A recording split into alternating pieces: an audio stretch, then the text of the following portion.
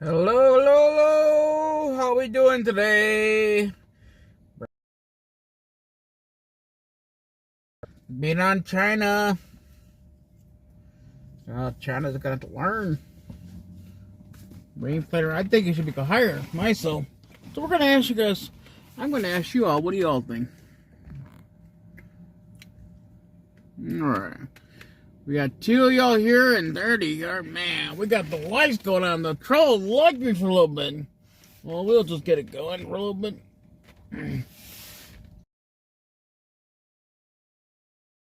Trump hit a pause on tariffs for other countries. Trump's universal tariffs on China totaled to 145%. A lot to break down and discuss, so we want to bring into the conversation the expert, founder and president of Greer Consulting Incorporated, Jason Greer. Jason, good morning to you. Always a pleasure having you on the show. Happy Friday to you. Pleasure. Hey, happy Friday to you. I'm excited about this conversation. Thank you so much. So, Jason, a lot of back and forth from the U.S. and with China. Catch us up following this breaking news, learning that China is striking back with these retaliatory. This is set to go into effect Saturday. This is really a game of who's going to blink first. You have the United States in terms of tariffs. You have China in terms of tariffs. I think what people need to understand when you're dealing with China, the typical Western philosophy is we tend to think of life in 5-year increments, whereas you have China who thinks of life, politics, and power in terms of a 100-year increment. So I think what ultimately this is coming down to is that China. To be interesting to see how this is going to impact our products, goods, and services that are coming over, because we're so heavily dependent upon China. A great point you raised this morning. We've actually heard from the Chinese Foreign Ministry, and time again, they say the quote, as the labor market this morning, Jason, because obviously U.S. President Donald Trump, he's not going to back down. Well, Trump's not going to back down. China's not going to back down. But unfortunately, what's going to happen is that businesses, especially within the United States, are going to have to back down. I'm going to tell you what my clients are saying and other businesses that I consult. They're saying, we don't even know what this is going to look like 30 days from now. So what's happening is they're not hiring at the same rate that they did before. It doesn't necessarily mean they're doing layoffs. In manufacturing, agriculture, organizations and industries that are heavily dependent upon goods from other countries, what's going to happen with them is if they feel like the price of these goods is going to outpace their ability to service their customers, and their customers don't show up, you're going to see layoffs, and you might see some mid-sized to small businesses actually close as a result. The Catholic Church in Illinois kept 348 abusive priests secret for decades. If you were a victim or experienced inappropriate behavior from the church, the small businesses actually close as a result. Jason, speaking of China not backing down this Friday morning, this is the latest quote from the China Commerce Ministry spokesman on the tariff war. I hope you can see it as we share it with the viewers. It says, quote, the U.S. alternately raising abnormally high tariffs on China has become a numbers game, which has no practical economic significance and will become a joke in the history of the world economy. However, if the U.S. insists on continuing to substantially infringe on China's interests, China will resolutely counter and fight to the end. A lot of concern this morning about the world economy. You just hit on the labor market. Could you provide perspective on this, please? Yes. You have to understand when China makes this type of statement, they're not making a statement to the United States, they're making a statement to the rest of the world, because the rest of the world is legitimately watching two superpowers who are basically trying to figure, who's going to back down first. What China is essentially saying to the rest of the world is, if the United States is going to do this to us, imagine what the United States is going to do to the rest of the country, to the rest of the world. So as a result, what they're doing is they're looking at the United States saying we're not going to back down, but they're also looking at the rest of the world and saying, if you want to join us, you want to support us, come on board as we fight President Donald Trump. Jason, I want to dive a little deeper into the labor market that you did hit on. A lot of concern this morning as it relates to goods and services, the everyday consumer. A lot of people are even keeping a close eye on Amazon, thinking that maybe their prices will go up. Everything's going to go up. And here's the nature. This is what I try to tell people about tariffs. Tariffs is not just a case of, and I hear what President Donald Trump is saying, and it makes sense that he wants to prioritize this agenda of, America first. And that sounds great in theory, and hopefully it bears fruit in terms of what we actually experience here in the country. But at the same time, you got to understand that for so many companies are sitting back saying, if the cost for our products, goods, and services rises as a result of these tariffs, we have to put that onto the customer, which means that prices for the customers is going to go up. But if I'm a customer, if I'm a customer, say Amazon, if I'm a customer of Microsoft or whatever the case might be, but I've just lost my job, I'm not going to continue to buy products from Amazon because I can't afford it, because I'm just trying to pay my mortgage. What people are saying is, what economists are saying is that right now, the unemployment rate is about 4.2%. They're saying by the end of the year, that might tick up to about 4.7%. What that means is you're going to have roughly 200 to 300,000 people who are unemployed. You have people who are unemployed. Guess what that means? They don't have available cash to spend on businesses that they normally would. So the impact of tariffs essentially looks like this. It might potentially lead us to a recession. If it leads us to a recession, then we have bigger issues that are going on here in this country. I'm glad you mentioned the potential for a recession. A lot of the viewers have been asking about that. If that was to happen, how soon could we feel those effects? Within the next 2 to 3 months. Here's what I've said about the recession. And I said this yesterday on another interview, that we've been talking about recessions 2021, 2022, 2023, and so on. And we still haven't seen a recession. But at the same time, we weren't dealing with these tariffs. We were not dealing with these trade wars in the manner in which we are. Again, I'll say this, and I'm not trying to talk politics here because I'm a labor consultant. This is what I do. But it's one of those things that even though he paused the tariffs over the course of 90 days, other countries, especially countries like China, are sitting back saying, you might have paused this. And understand, he didn't pause the tariffs on China, but in terms of the tariffs on other countries, they're sitting back saying, we might have a 90-day reprieve, but we don't know what's coming on the other side. So ultimately, what this is going to do, it's going to impact not only our labor market, but a global labor market as a whole. Yeah, and I think that's what raises fear for many people this morning, is that unknown that you just mentioned. And then we continue to see the numbers increase as it relates to the tariffs. I saw one question from a viewer saying, how high can these tariffs get? Right now, China retaliating with 125%. Will we see it get to 200%, 300%? Yeah, who's to say? I mean, think about what we know about President Donald Trump. President Donald Trump is not somebody who's necessarily going to back down, especially if the world stage is watching, because he doesn't want to look weak.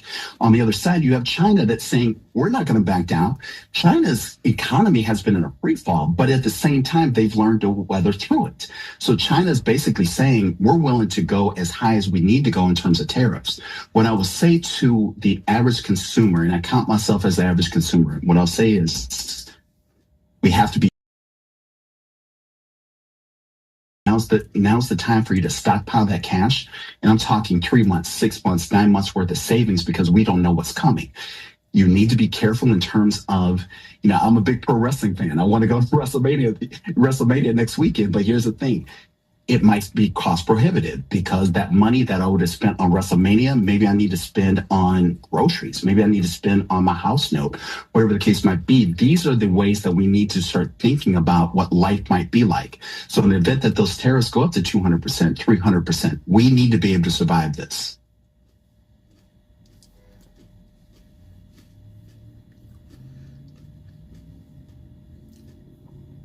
That was Jason Greer, founder and president of Greer Consulting. Always a pleasure having you on the show. Thank you so much, and have a great rest of your day. As we further discuss this top story, I want to take you back out to Washington, D.C.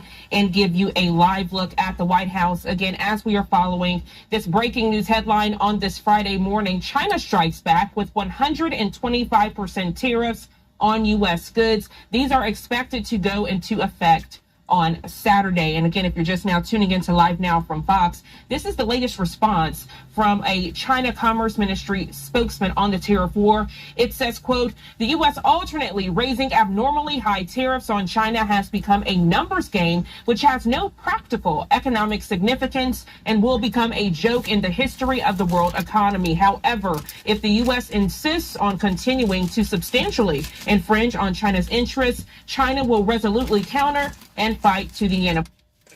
You've heard about microplastics in our water and food, but what's way worse is actually macroplastics, actual visible chunks of plastic. Did you know your cutting board is releasing This executive order is for, what do you think?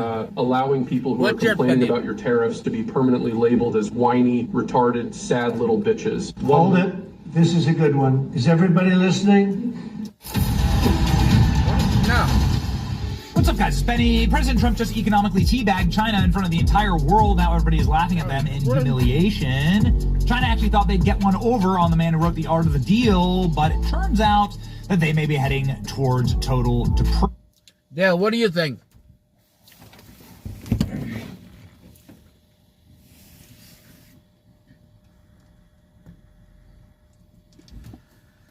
Dale, are you still here? What do you think?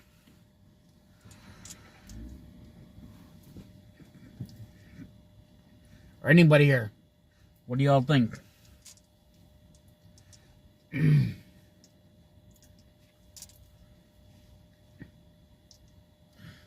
I think Trump needs to charge him more.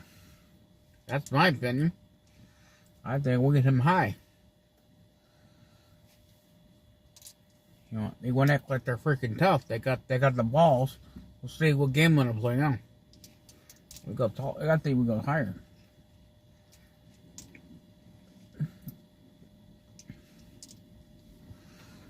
That's just my opinion. It's a glorious moment to be an American. So many people just got filthy rich. President Trump, an absolute master. At 9:37 a.m. this morning, Donald Trump posted, "It's a great time to buy." At 1 p.m. Eastern Standard Time, Trump posted he's pausing the tariffs for 90 days. Now, the NASDAQ, Dow Jones, and S&P 500 are on track to have their greatest inter-trading day ever. Donald Trump just told everybody about the market's largest day 4 hours in advance, and this is what happened. Do you think that Trump should charge him based on lack more? of respect that China has shown the world markets by raising the tariffs charged to China to 125%, effective immediately. So this is going to be F over China really badly. At some point, hopefully, in the near future, China will realize that the days of ripping off the United States and countries are no longer sustainable and acceptable. Conversely, and based on the fact that more than 75 countries have called representatives of the United States, including the Department of Commerce, Treasury, to negotiate solutions and subject being discussed relative to trade barriers, tariffs, currency manipulation, and non-monetary tariffs, these countries have not, at my strong suggestion, retaliated in. Yeah, I think Trump needs to make it higher. Make it higher.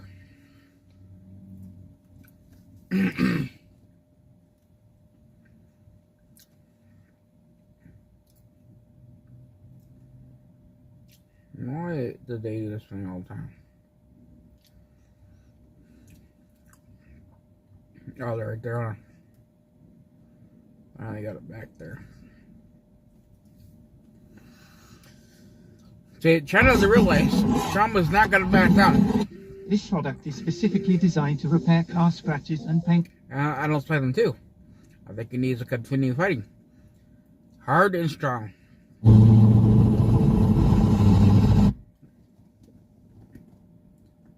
There you go. Yes. That's what I think, little Dale. I think we need to go higher. Him and the highest one we have. And let those little bitches fucking cry. I can't play the other video one. This is what I want to play, but I can't play it. Because, the other one is, well, now there's a new fucking licktard general out there. Fucking now we have more. Fucking people, I tell you. Your kids are sick in the fucking head. And I'll tell you how it feels. What the hell is that?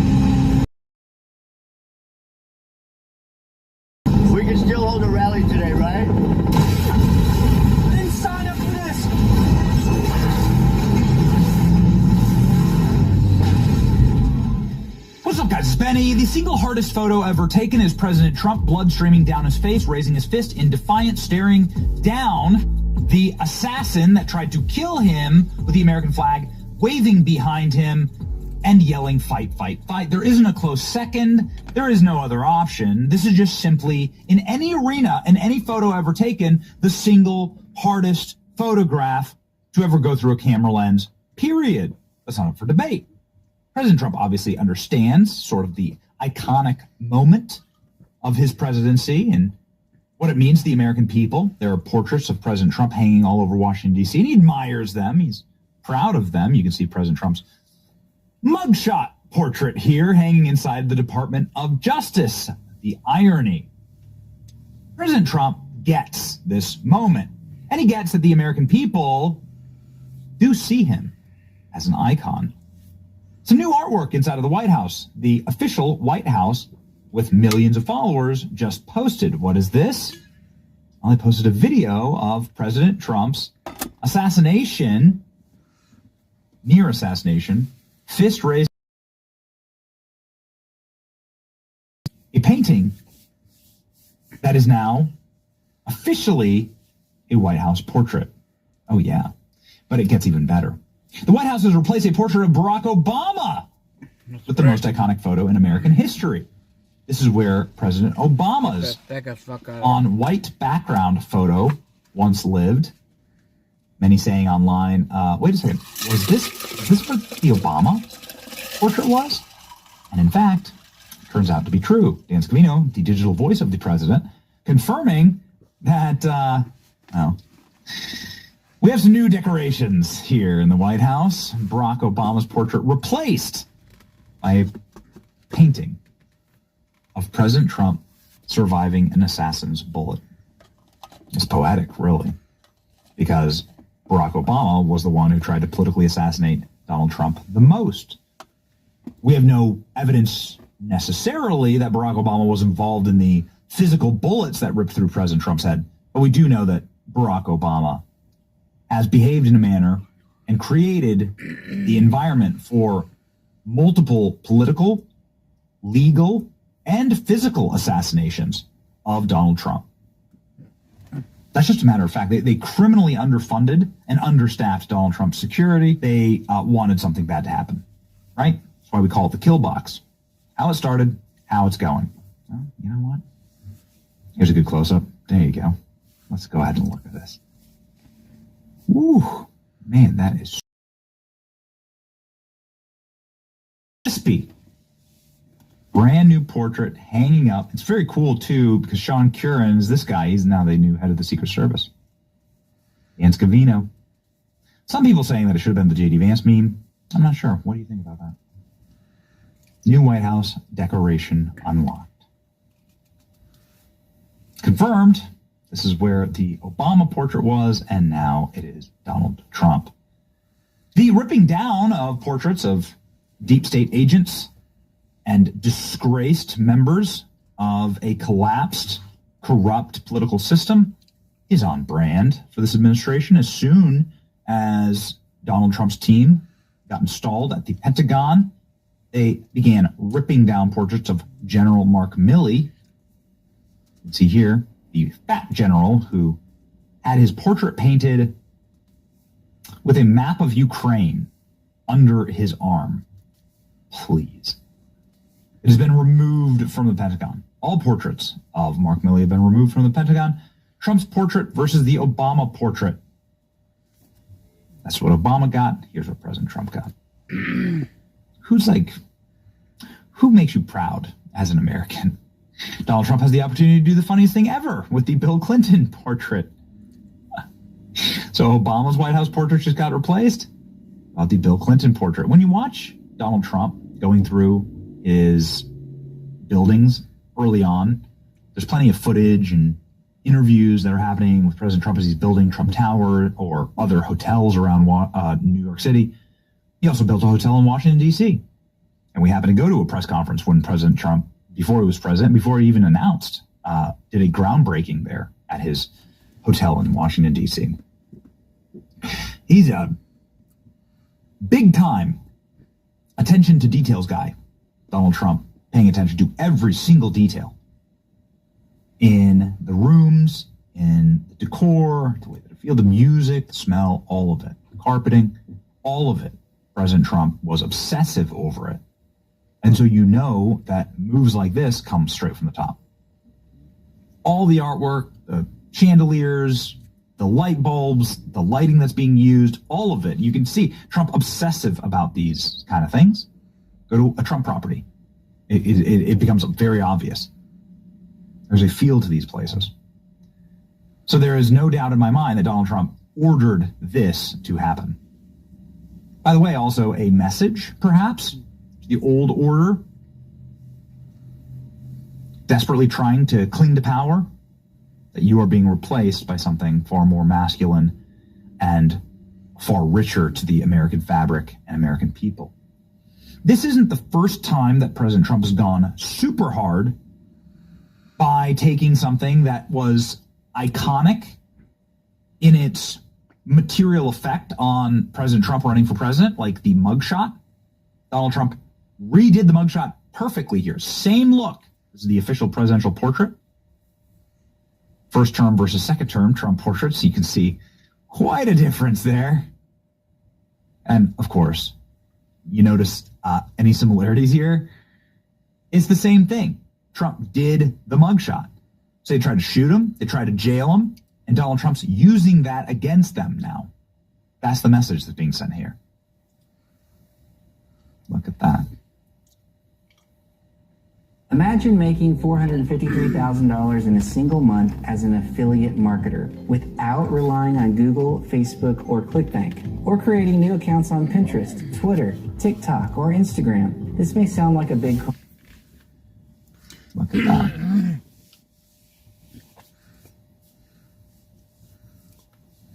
It's the mug. He just did the mugshot all over again. It's amazing. I think I have that President Trump's presidential portrait will be the first since Gerald Ford's to feature a non-smiling expression. Yeah, because it's the mugshot. How it started, how it's going. Perfect. Right? Perfect. The mugshot aesthetic. Trump